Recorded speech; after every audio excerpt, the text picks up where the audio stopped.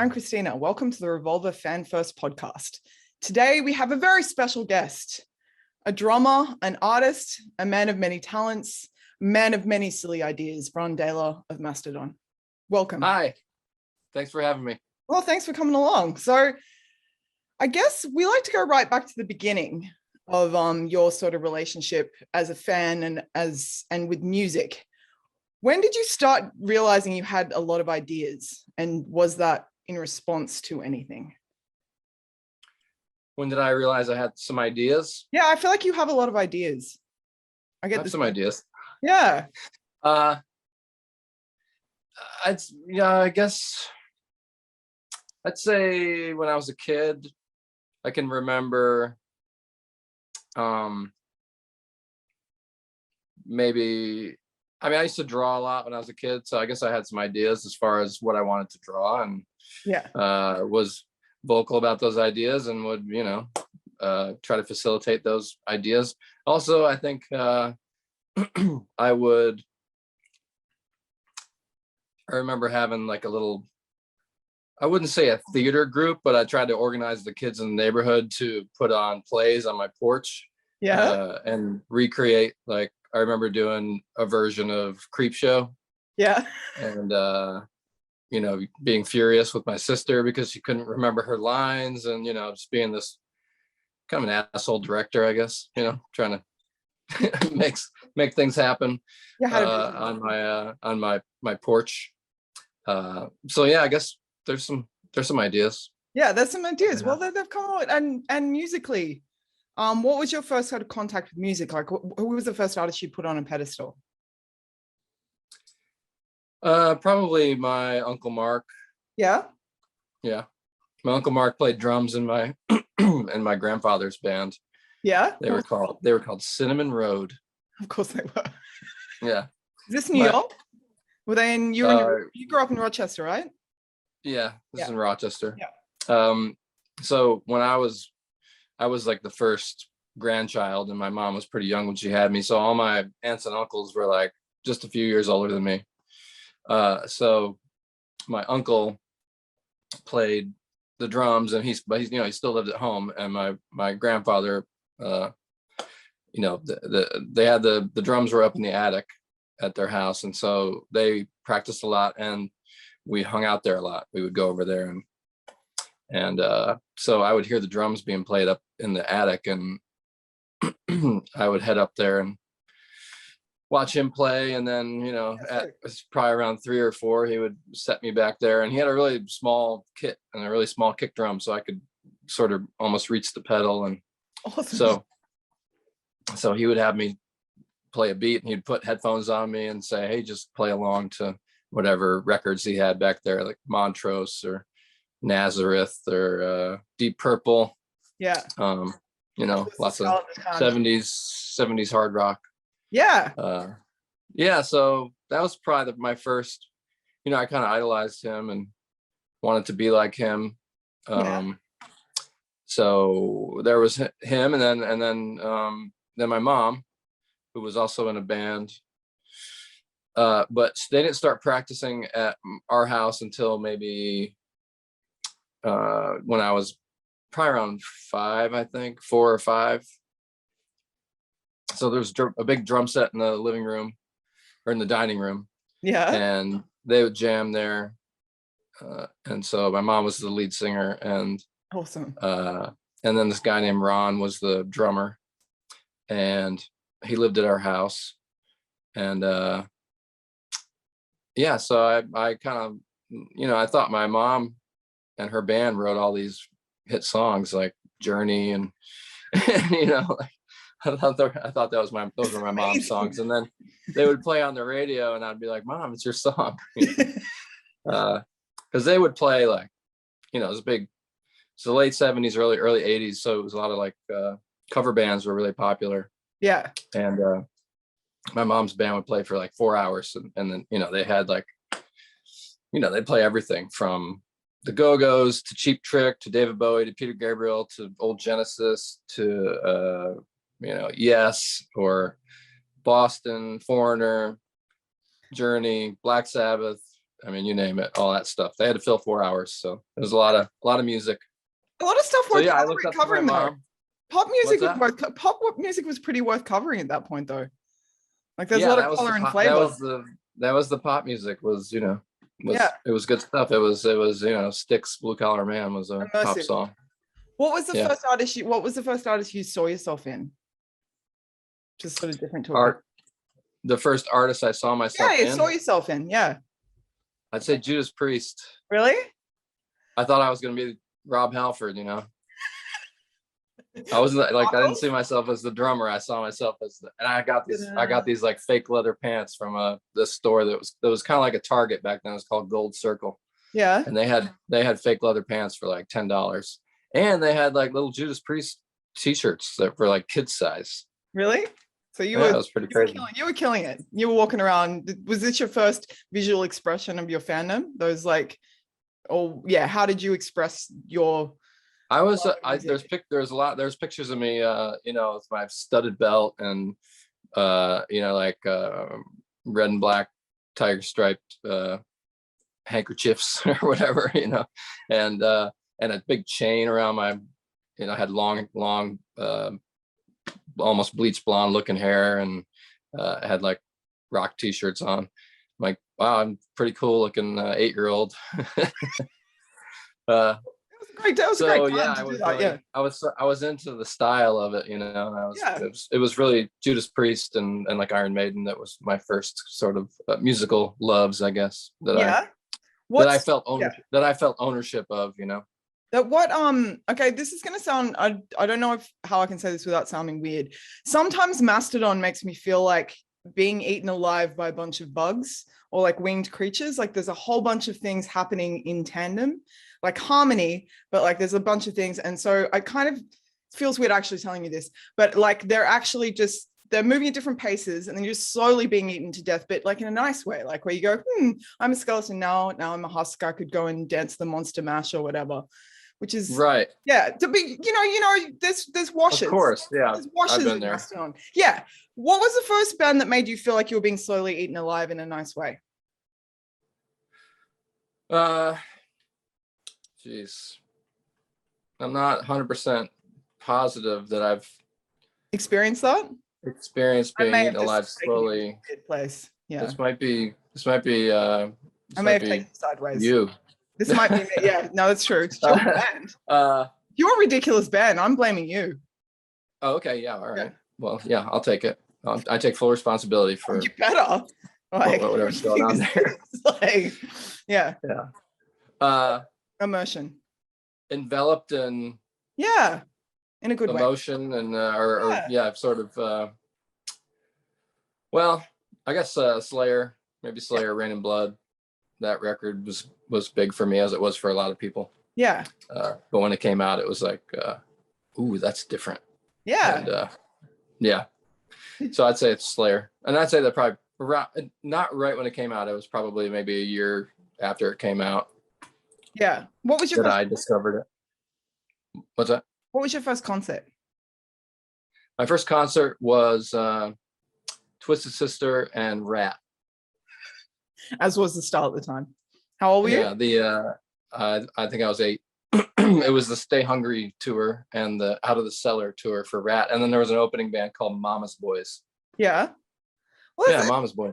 It's an interesting like the children who grew up on this kind of music and then found like underground music and then made underground music. Well, actually, first of all, was this something you and your sister shared when you were little and stuff, music, or was it something you were on your own? This was your own kind of frontier? No, we definitely shared that, and right before she died, like maybe two years, there was a couple of years of a lot of King Diamond. Yeah, and we both were like obsessed with King Diamond, and I felt like that was our thing. Like even when she passed away, I put my Abigail cassette tape in her casket with her. Oh, dude. And I told King Diamond about that, and so it was like our thing. And I remember she was she had been sick for a long time, and then she had gone back to school, and she was trying to like fit in. And I remember her telling me, "Don't tell my friends that like I like King Diamond."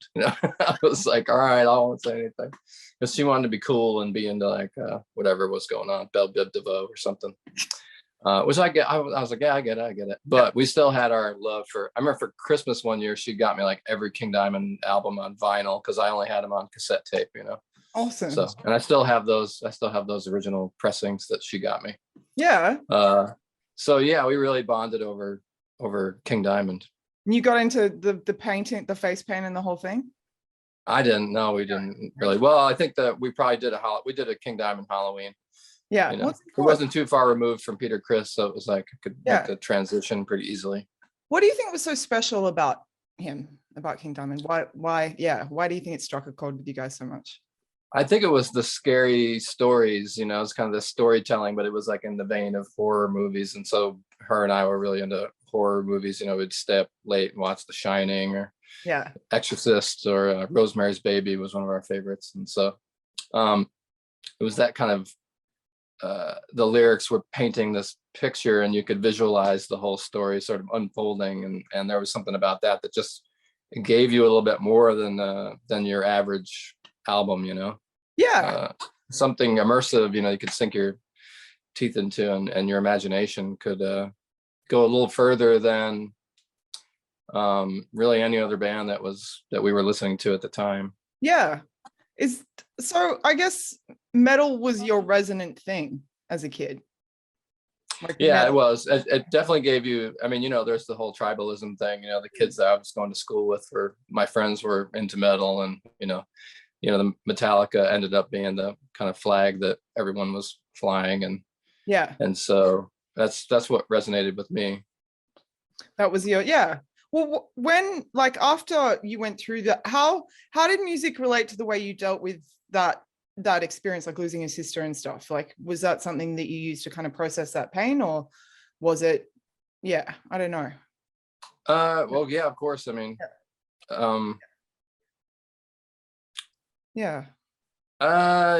Initially, I'm not really certain. I think so. There was a lot of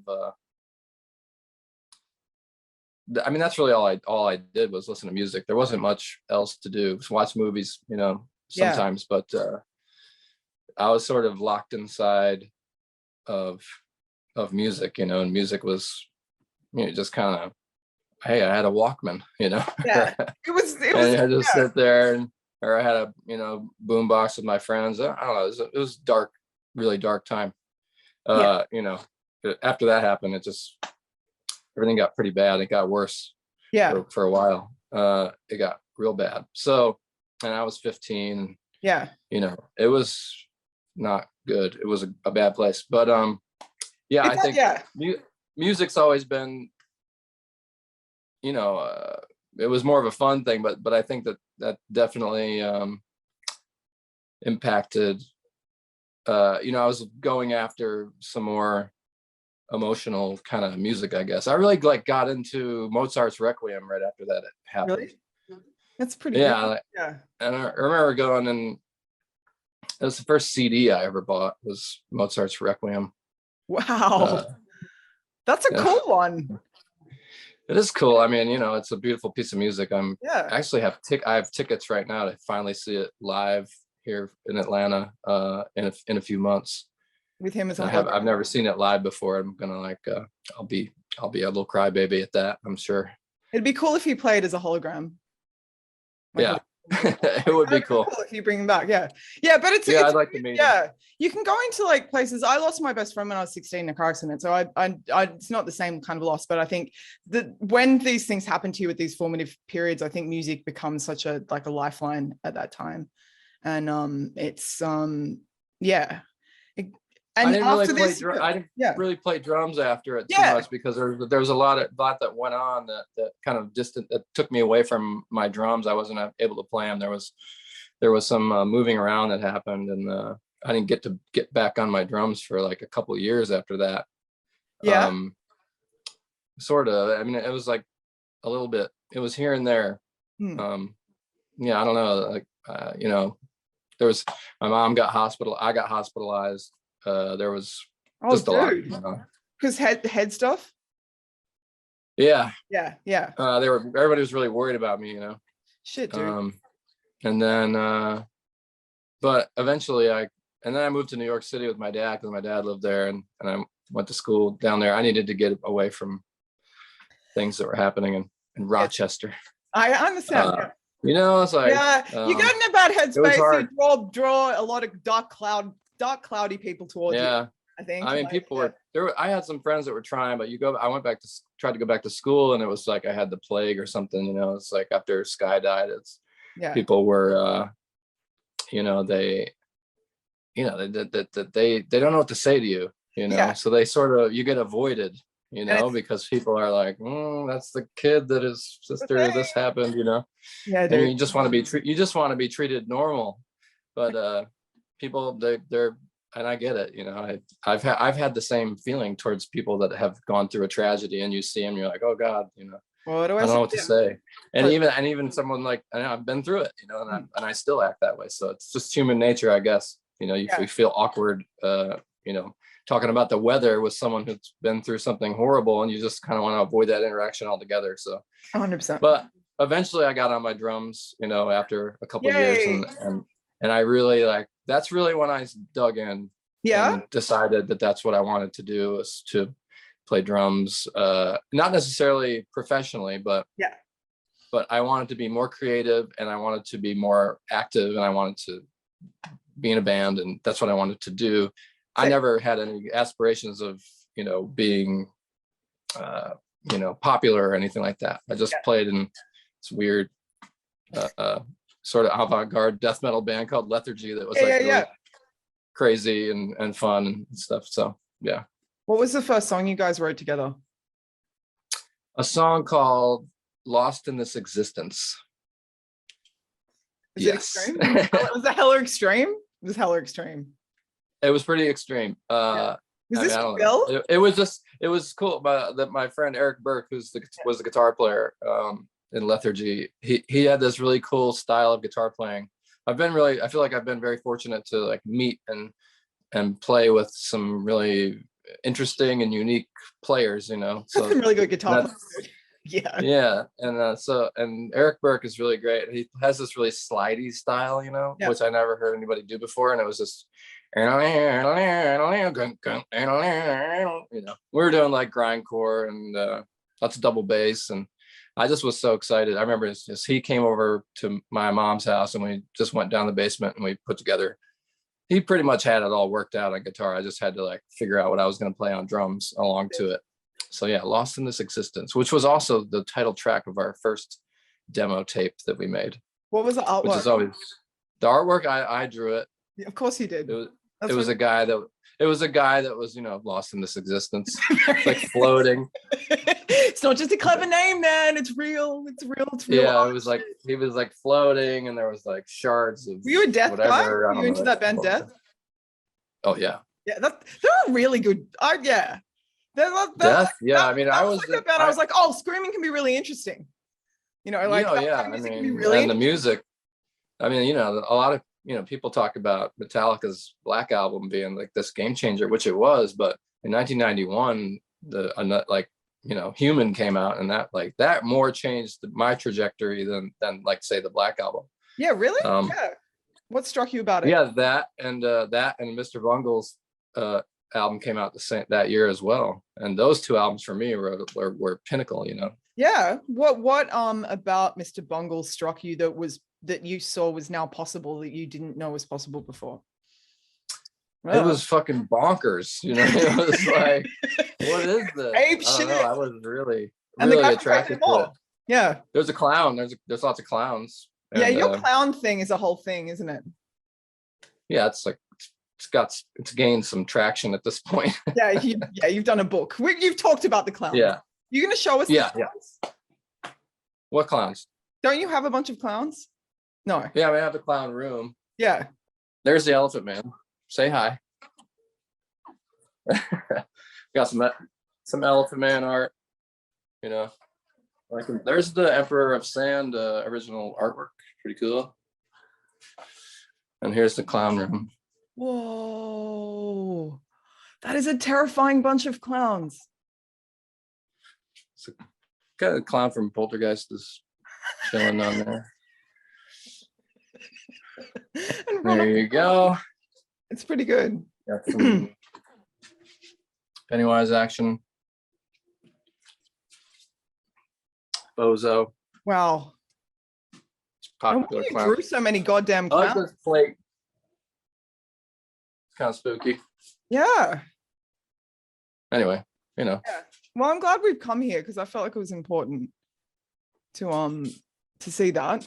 Okay, let's go. Okay, now we've seen this now. Oh, Jesus Christ. That's where did you get that from? It was hanging in a store in town called Junkman's Daughter. We were talking about Mr. Bungle because we're talking about 1991. We were. It was about death. 1991's a pretty big deal. That was a pretty good time to be what? How old were you? 16? No, older. Yeah. Yeah. 16. That's a good time, man. It was good. I listened to Death Human. I wore that thing out. It was so, I loved it. You know, I loved spiritual healing. Yeah. And Scream Bloody Gore Leprosy. I liked all that stuff. And I discovered it probably, you know, for me, I was like, oh, this is like one step beyond Slayer and Metallica. Yeah. You know, 1989, or I think it was, or 90.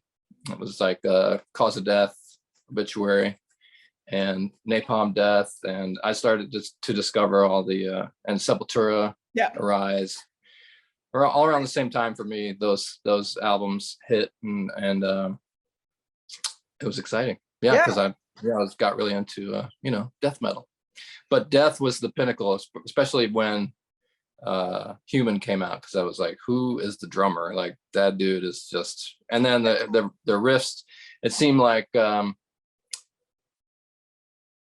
Chuck got way more technical because he was able to, because he had a drummer now that could really keep up. Not a knock against the previous drummer, Bill Andrews, I think. But he found a dude that could keep up, and so he could write anything that he wanted, you know. Yeah, totally. And that's what I felt like Human was the first of that series of records where he had just like insane drummers. You know, he had Gene Hoglan later, and so yeah, Human was the one for me, though. Sick. It was the one for me. Very inspirational too. I think even to this day, like stuff that I write, like for Mastodon, will reminds.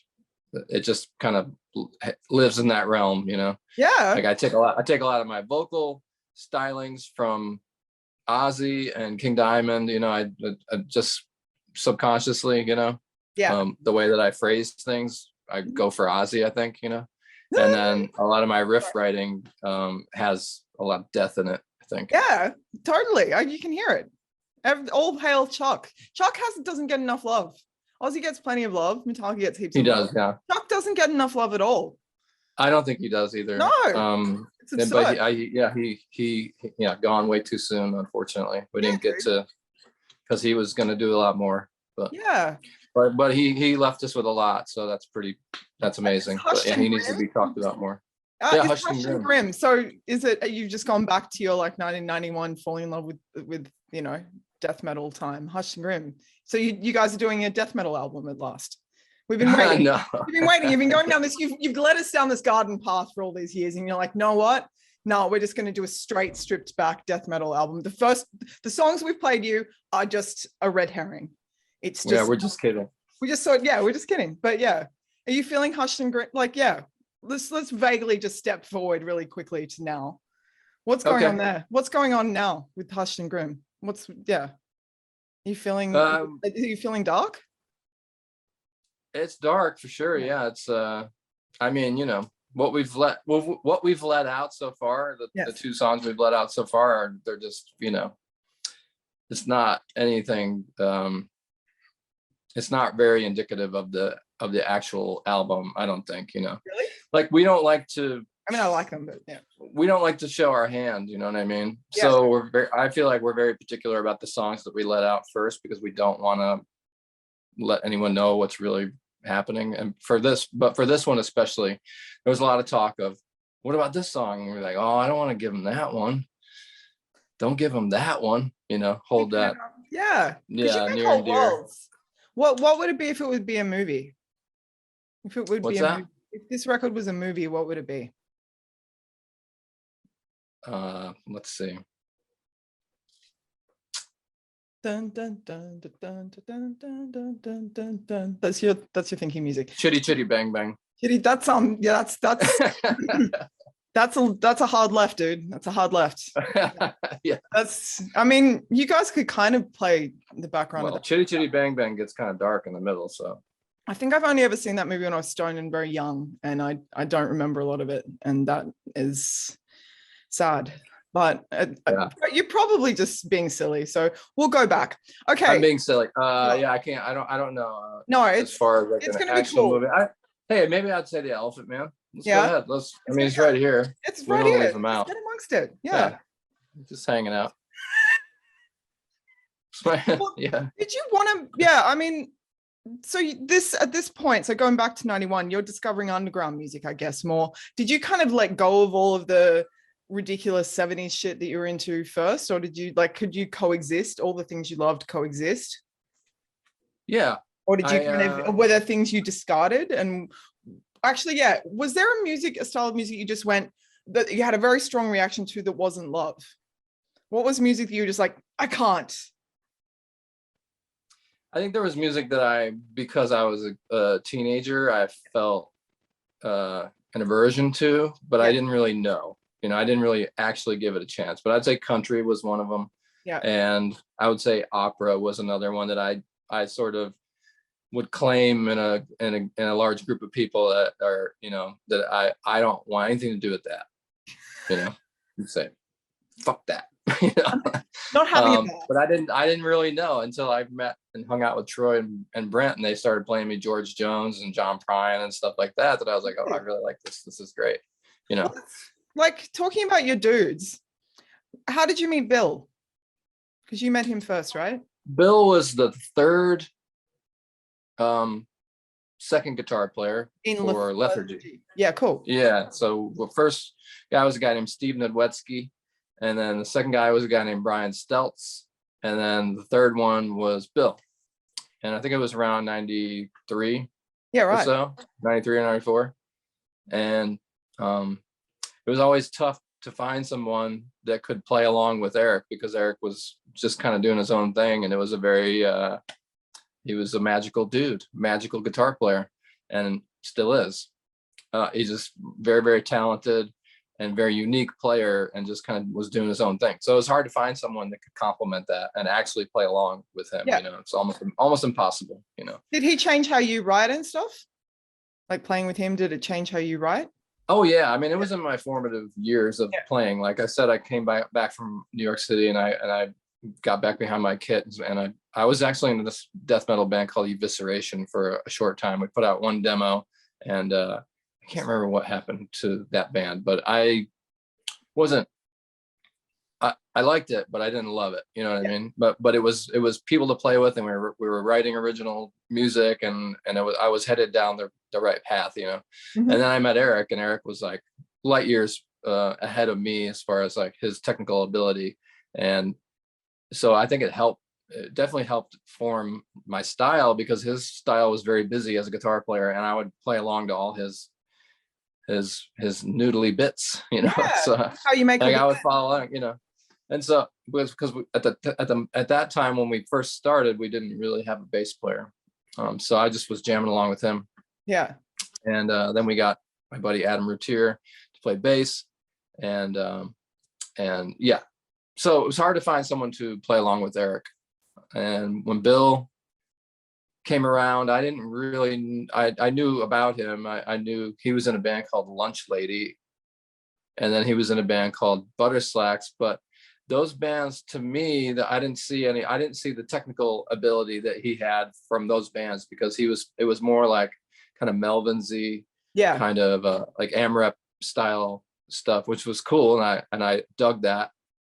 And I was more into the, like Death Human, and I was into Cynic and more the, Atheist and some technical death metal, but then also into, John Zorn and Bill Laswell, Buckethead, and all that weird stuff that was going on early 90s. Going on.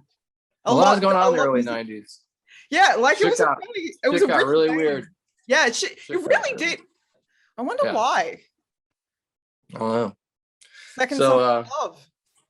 Yeah, so but Bill came down and played along with, we taught him a couple songs, and he got it. So he was more technically proficient and a better guitar player than I knew him to be, just based on seeing him play with the bands that he was in.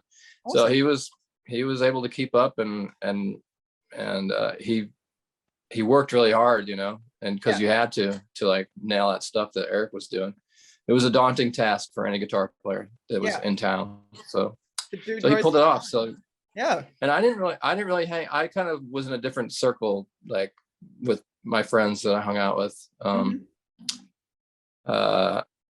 he had his own kind of crew that he hung out with. So we didn't really become close friends until we joined Today's the Day, or I joined Today's the Day. Then I asked him if he wanted to play bass, but he was a guitar player. But I just, when I had moved to Massachusetts to join Today's the Day, it was just me. And so I lived in a recording studio, Steve's recording studio. And I was lonely. So I needed, first of all, we needed a bass player. And I was like, I could really use like a friend. A cool hang. Yeah, a cool hang, because we were in Clinton, Massachusetts, and it was like one stoplight kind of town, and there wasn't much to do there, and there wasn't a lot of people around, so it was a little bit boring.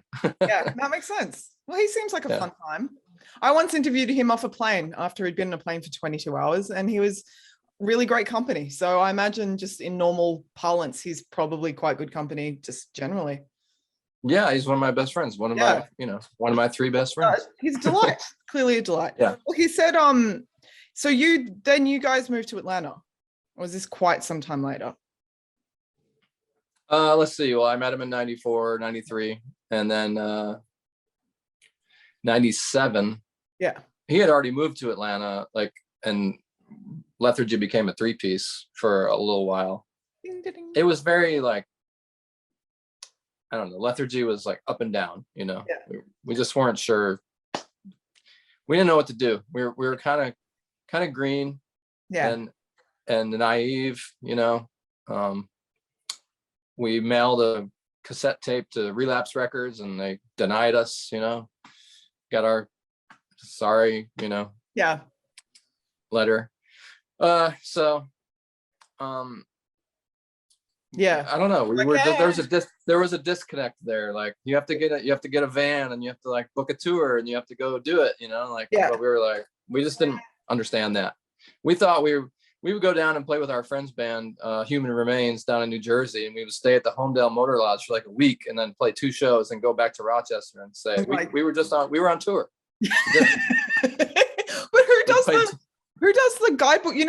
Who was saying it? Nate from Converge was saying they saw Neurosis, and Neurosis showed them how to do everything. They're like, oh, that's what you do. You do it like that, and then you do that, and then you do that. Did that happen? Now, did they do that for other people? Well, I think that we were fortunate. You guys obviously have a Neurosis thing.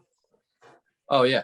Yeah. I mean, we were fortunate to basically my buddy Dave Whitty, that plays in Municipal Waste now, who's been in a million bands, Melt Banana, Black Army Jacket, Burnt by the Sun, Human Remains, who I've been friends with since the early 90s. Lethargy played their first show with Human Remains in Buffalo, New York. And so he called me in 97, and he said, hey, this dude Steve Austin, that band Today's the Day? I said, yeah, I know who they are. They were looking for a drummer. They had asked Dave to do it, but Dave was like, I have 5 bands going right now. I can't do another band. I just can't do it. He said, but it would be perfect for you. And I know that Lethargy is like going still, but it's kind of, what are you doing? And, I worked I had shitty jobs, like a string of shitty jobs. I worked at a mini mart on the night shift and got robbed a few times. And I was painting houses, and I worked at a porn store in the middle of the night in a bad neighborhood. And so I didn't have anything else going for me except for drums. And so I needed to make something happen, but I didn't know what that was. And luckily my buddy Dave recommended me for Steve. With Today's the Day, and they were already an established group, and we're going to write an album and record it and then go on tour. Like, that was happening. So I jumped at the opportunity. I moved to Clinton, Massachusetts. You know, I wrote the album with Steve, and then got Bill in the band, and then we toured, you know. So it started, and I had never done it before, and so that was my first time, was going on tour with Napalm Death. Oh, sick. They're the loveliest bunch of dudes. Yeah. Like, they are, yeah. Shane is just like made of magic. Super fun. Yeah, it was super fun, and I loved it. And we were playing some good shows, and it was a very fortunate experience for me. And and then we started playing shows with Neurosis. And then we ended up in Europe with Neurosis and Voivod. You know, two legendary bands. We were all lived on the same bus. It was 19 people on a bus. Jesus. So it was a little tight. Gross. But it was my first time going to Europe, and so I was like just soaking it all up. You know, I was very excited to be there. I couldn't believe, you know, music was taking me to Europe. It was awesome. That tour was sort of cut short for us. You know, Steve had some stuff going on and ended up leaving and going back to the States. And then after that, we stopped being in Today's the Day, and really had sort of decided that, you know, Steve had this already established thing. We wanted to do something, you know, on our own, and try starting something for ourselves. So Bill's girlfriend, now his wife, lived in Atlanta. And so he said, I want to go to Atlanta. We should go down there and start something new. And I said, yeah, sure. Let's do that. I had never been to Atlanta, but he said it was cool. So I said, okay, let's go. Yeah, I was, you know, 24 years old and still young enough to make a change like that and have it be fine. I moved there. I moved here. I had like $250. I got 2 jobs in the first week that we were here. And then we met Brent and Troy like a week later at a High on Fire show. It was like in the basement. You all did acid there, and you had a moment. That's what Bill told me. Really? I didn't do acid. Oh, that wasn't your thing at the time. No. I mean, I'm not saying I have. I've done it many times, and you know, not at that time. Yeah, it could be. What's the wrong mythology? I'm just saying that didn't. I didn't. I left and went home. No, that's fine. I met Brent, and you know, we talked and. What's that? What did you fangirl out on together? Well, he had an Iron Maiden crew jacket on, and I was like, "Oh, you like Iron Maiden?" And he was like, "Yeah, I like Iron Maiden." I was like, "Sweet." I don't know. He was bouncing around. He might have been on something. I think he was maybe tripping, and there was like an ice storm coming, and so it was a good idea that I leave and go back to the apartment. Yeah. You know, because the weather was getting really nasty. It was dramatic and difficult. Yeah. Well, and I didn't get to meet Troy then. I met him like a week later because Brent had another band, and he's like, "Hey man, come check me out. Come see my other band, Feeling Without a Face. We're playing at this place called the Echo Lounge." And I said, "Oh, okay, cool." And I went to go see them, and I saw Brent. I'm like, "Hey, I'm here." You know, he's like, "Oh, cool, yeah. We're going on in like 10 minutes. Hey, can you do me a favor? Will you like watch the merch? And if anybody comes up, just like, you know, sell them whatever, and then settle up with me after." And I said, okay. And so because the funny part is where the merch setup was, you couldn't see the band. It was like in another room. And so he asked me to come see his band. And so I came and, you know, paid to get in. And in classic Brent fashion, you know, he just like had me work merch for him. Brent seems like he's made of something magical. He's made of some other things. He's from another planet sort of thing. He gives that impression, made of other ethereal elements. Right. Yeah. Yeah. I mean, you know better than me. I do. That would be putting words in your mouth, really. I should just let you say things. No, it's fine. I want Yeah. you can think whatever you I can like. think your band is like bugs dying. So, Yeah, our band is like bugs. I- Brent writes most of his riffs on the moon, yeah, whatever. it's Stuff just like that. usual, standard shit. Well, what He's a funny okay. guy. Yeah. So then I met Troy that night. Troy came in and he was like, I got a van, we can put our equipment in it. Let's go on tour. Let's do this. Yay. Harmonizing. We haven't really talked much about harmonizing. Harmonizing is a big deal with your thing. How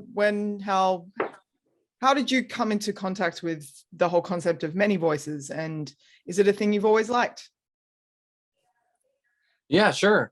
Yeah. I mean, I've always liked harmonizing, I think my mom, I remember my mom being in the basement at our house when they used to practice. My mom's band practiced like every single night. So me and my sister used to sit down on the stairs and just watch them play and watch my mom, and we would dance and be silly little kids, but I remember my mom teaching the members of the band harmonies, and because they're playing Styx and Kansas and bands that use a lot of harmonies, and so she's trying to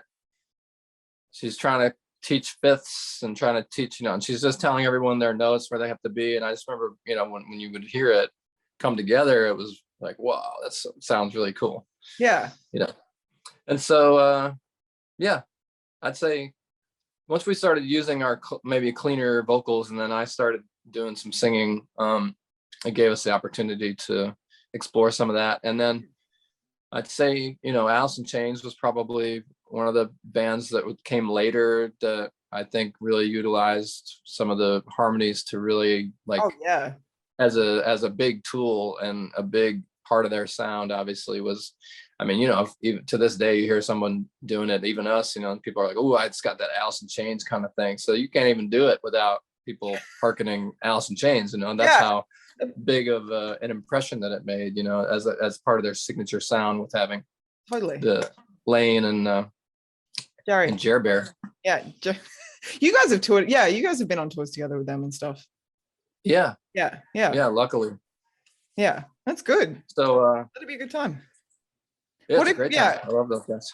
What kind of how does lyric writing work in your band? Like for this album, how do you split it up? Do you write a lyric? I'd say this one was mostly myself and Troy. Troy wrote a lot of lyrics, and so did I. Yeah.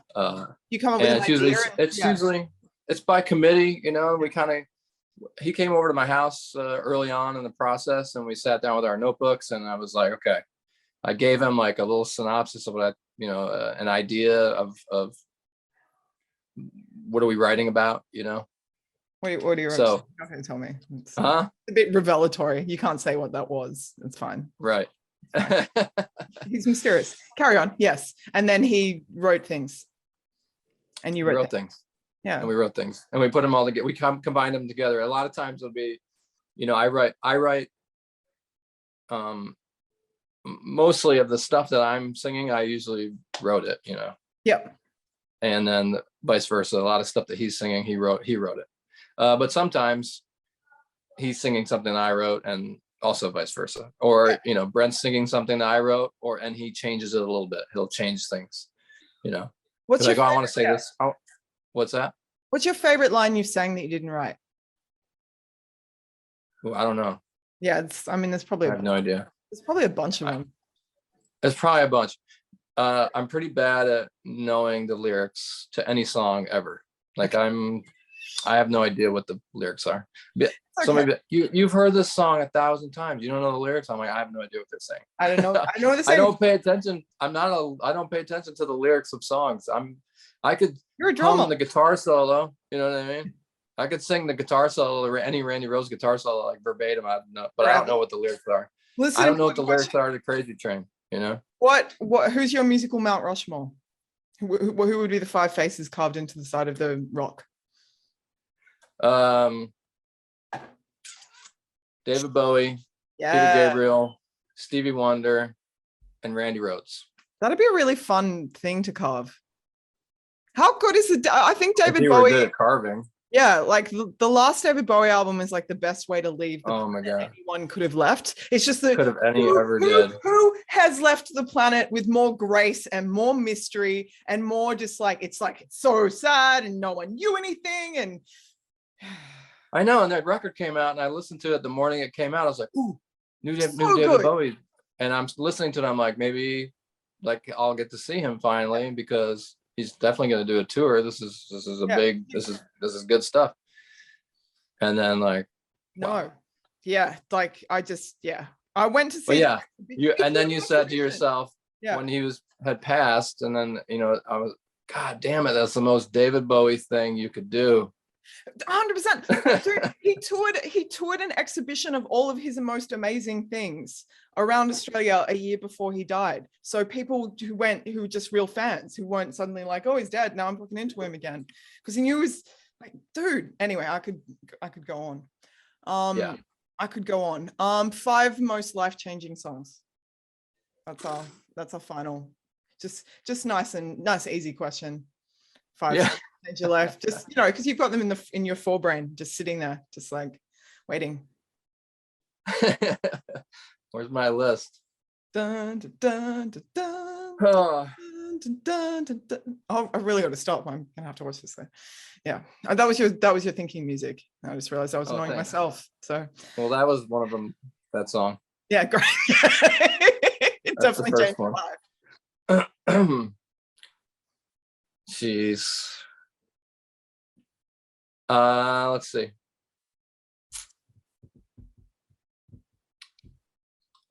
Stevie Wonder, Living for the City. Sick. 70s Baby. Yeah, 70s Baby.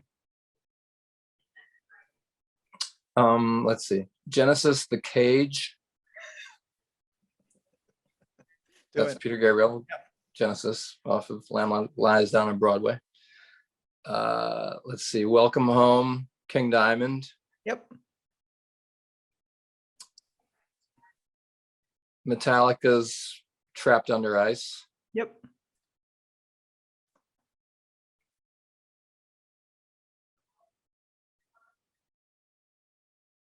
And David Bowie's Starman.